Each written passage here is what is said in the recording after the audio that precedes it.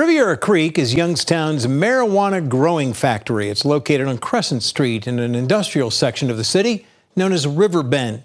For 6 years, they've been growing marijuana for medical purposes, but now it's changing to handle the recreational user. Getting ready for rec. It's new at 10.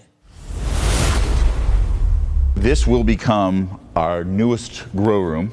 Riviera Creek's Daniel and Brian Kessler this afternoon walked me through what will be another marijuana grow room. What started 6 years ago with 2 rooms will be 13 to 15 rooms by the end of 2025. Will it be enough? At this point, we don't know. We want to get through it, see where demand shakes out, and at that point, we might make a decision to continue the growth. Riviera Creek has one of the most sophisticated grow facilities in the country and maybe in the world. That was Brian Kessler 6 years ago, showing me the leaves of the first marijuana plants grown legally in Youngstown. 14 months later, Kessler showed me the buds, the part of the plant that's sold, and how Riviera Creek was marketing its marijuana with names like Stambaugh and Wildcat. Now it's time to service the recreational market. I mean, the truth is, this is a complex thing. And realize that overnight, a total industry is being turned on.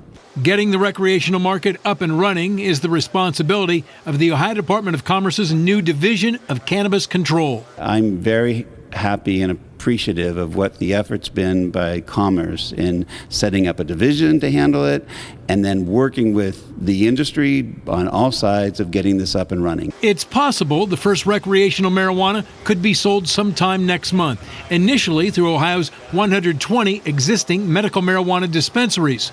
Riviera Creek will get 3 dispensaries. At this point, we're not focused on Youngstown, maybe some surrounding areas. Kessler also says communities should not be overly concerned about having a dispensary. There's tax dollars that they benefit from, and that it really has a positive effect in every place I've seen it, more than any kind of negative. Like, there's not like there's people hanging outside these things. They're adults, they come and they purchase, and they go off to use it in their own private houses.